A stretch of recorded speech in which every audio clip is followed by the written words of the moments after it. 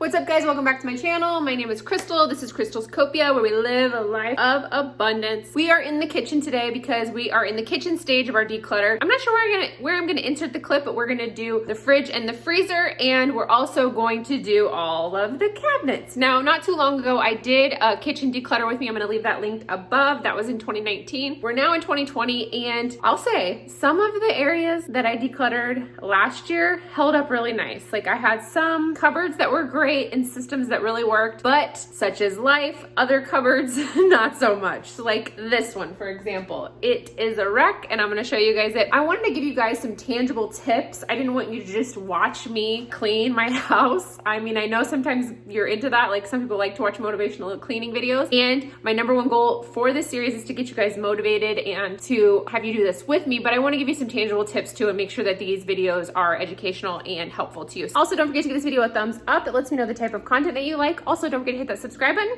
so you never miss a video with me again. That being said, let's get into the clean. My first tip when you're going through the kitchen or anything in this declutter process is I want you to do areas of the house that you can finish if possible. Now, I know that's not always the case. I would rather do just the fridge and the freezer, which is what I did yesterday, in one day because I knew I could get that done. Today I have a little bit more time so I can tackle the cupboards. I'm gonna clean the oven, things like that. But I knew I couldn't do it all in one day, and I just think it's important to finish because you don't wanna leave your house in even more disarray, because that's not gonna give you those endorphins and those good feelings that you get from decluttering. My second tip is to take the time to evaluate the space. How are you using the space? What's working and what's not working? And setting your house up, any area of your house, to function along with you. If you are a coffee person, make sure your coffee stuff is in one area. It's easy for you to use. If you are a smoothie person, get all your smoothie stuff together in the freezer and get all your smoothie stuff together in the cupboard so that it makes your life easier. That's the point of this, is to give you less stress, less friction in your day so that it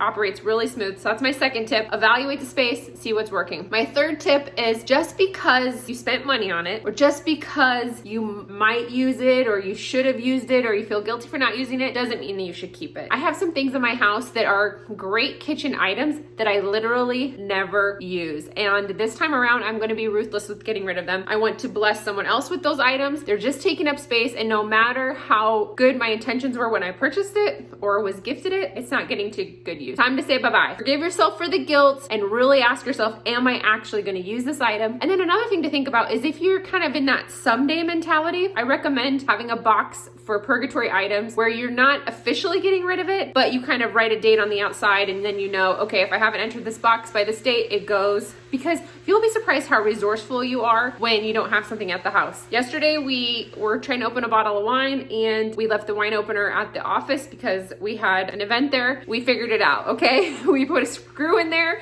and we pulled it out with the hammer, and it was fine. So it's funny how resourceful you can be when you need to. So don't hang on to items that you're not sure you're gonna use. So that's my third tip. And you'll hear me say this in every video because I'm such a believer in it. We wanna create zones in our house, like I said, and that's how we're going to organize too, is I'm gonna organize in zones or categories. So when I pull things out of the cupboard or I look at the cupboard, not every cupboard is gonna require me to pull things out, because like I said, some cupboards are working just great and they're already functioning. I don't need to do anything with them. But the ones that are in disarray, I am gonna pull everything out and see where we're going wrong. And I do like to take everything out so that I can clean, because that's part of the declutter process, is like resetting the space. Once you take everything out, you can really get in there and deep clean. So that's another thing that I like to do when I'm going through areas of the house. And sometimes that's not just cleaning the area that the stuff is in. Sometimes I have to actually clean the stuff that's in there. Like, shampoo and conditioner gets kind of gross after a while if you're refilling bottles.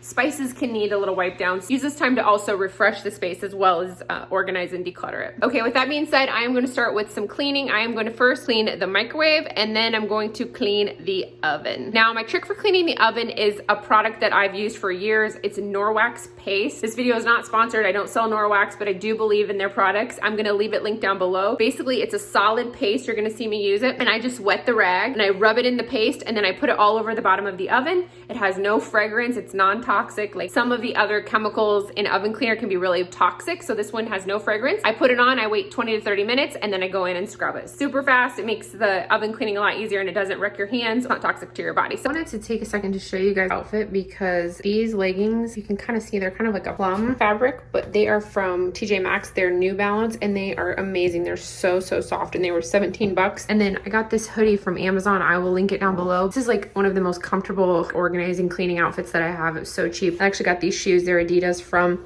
TJ Maxx as well. They're my indoor shoes, so I only wear them in the house, and I usually have them on when I'm cleaning. I just want to show you guys this because it was super cheap outfit and super comfy.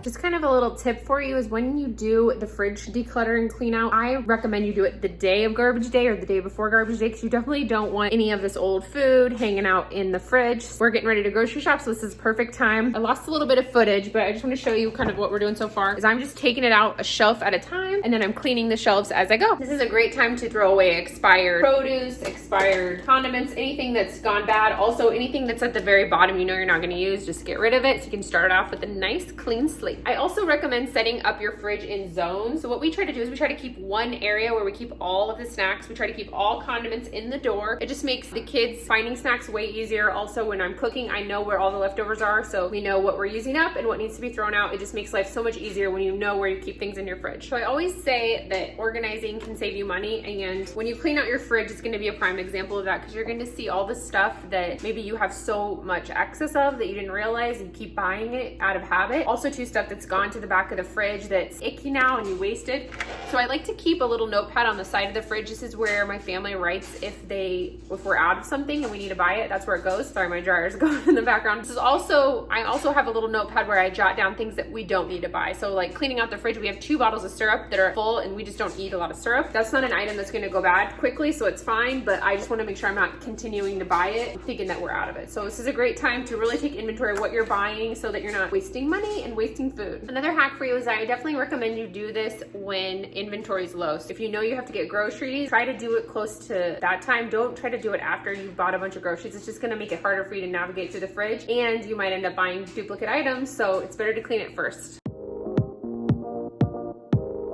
I did create a little bit of zone action. So right here is the stuff I want people to eat. This is leftovers, snacks, everything is right there. Our fridge is a little funny and it gets really cold up here, so I have to be careful what I put up here and I can't plug it up too much or things will start to freeze. We have jugs of water back there. We do have a filter here, but sometimes we want really cold water, so we keep those in there. More leftover stuff I'm gonna cook. Yeah, it's all clean and only condiments in the door. It looks so nice. I was able to combine some and get rid of some. And then up here I do have some like eye masks and stuff in here, but I'm so happy. It looks so good. Now it's time for the freezer. Also, another tip to help you with food prep is I've talked about my protein balls before, but having these little grab and go snack areas, like little cheeses here, the protein balls makes it easy. But also one thing, since we have older kids, that we like to do sometimes is I've prepped roasted sweet potatoes, Brussels sprouts, some red pepper, some shredded chicken. That's dog food, so ignore that. But some shredded chicken in the Instapot. I did that all this morning. It took less than an hour. And then in here I have some quinoa, and then I have some ground beef ready to go for tomorrow and some bacon thawing out for tomorrow. But having this stuff prepped ahead of time, people can kind of throw bowls together with whatever they want. They can throw them into a tortilla if they want. They can make them into a sandwich with some like barbecue sauce if they wanted. But basically you can make a couple different meals with this stuff. It's all ready to go. Or you can make like a little Buddha bowl. That saves me so much time and then keeps me from eating out. All right, it's all nice and clean now. I've wiped down all the shelves, purged all of the expired food, and created some zones. So this is like kid snacks, breakfast stuff. This is like a little shallow shelf, so we always have bread there, and then ice cubes. This is veggies, and this is like specialty stuff like sausages, smokies, things like that. And in the door we keep our whiskey balls, a little thing that you can fill for if you have a headache, and then a few frosted glasses. And same thing over here. Like I just tried to create zones, and I think this will be a lot easier for us to find stuff. And then in the outdoor fridge and freezer, I'll show you our outdoor freezer. I cleaned it out. It wasn't bad. It doesn't get very full, but this is where I keep meat that I'm gonna thaw out for dinner. I always have a few pizzas for the kids on hand just in case. This is a leftover ham that we're gonna have at some point from Thanksgiving that we didn't end up using, so we froze it. Some hash browns, and then this is basically a drink fridge. Sometimes we'll put leftovers in there, but mostly it's just drinks, so it's pretty easy. It's all cleaned out now too. Here is just for overflow. So I have some overflow blueberries there, and those are actually organic bones for bone broth, and then some little cold packs. This is just an overflow where we put like extra meat or veggies, so I always look in here before I shop. Another thing I love about decluttering is this cabinet. We were using it for something totally different. I mean, we had the dog's food here, but we had a lot of like wasted space at the top. So I was able to adjust the shelves, and now we can put our hot tub chemical in there, and then keep the dog food in the middle shelf, and then treats and chew toys. And I went ahead and opened up all the packages of the chew toys and put the rawhides and put them all together, so it just saves space. It's a lot cleaner, plus we can see all that we have, and so we know we don't need to buy those for a long time. So that's a great thing about decluttering. It saves money, and you can see how it functions and change it to fit your lifestyle. All right, I am all done with my kitchen. I ended up with 2 kitchen-sized trash bags full of recycling and 1 kitchen trash bag full of just trash. It was crazy. I just did this, and I didn't feel like that long ago, maybe 6 months, but it's crazy how much you accumulate, how many boxes and just things expire, and so it feels so good. So I'm gonna show you guys my progress here. These 2 cupboards had gotten a little out of control, and as you can see, they're not full, and I think that's important to remember. Just because you have the space doesn't mean you have to fill the space, and now they're much more functional. I ended up putting smoothie stuff up here with some granola there, some tea here, and then this is stuff we access all the time: tea, coffee, electrolyte drink, things like that. This is pre-workout and protein. This is extras, and then I put this Truvia up here that normally sits by our crock pot, but I found some packets of Truvia that I put over there that I want to use up, so I'm gonna put that back down, then I can get rid of the packet holder.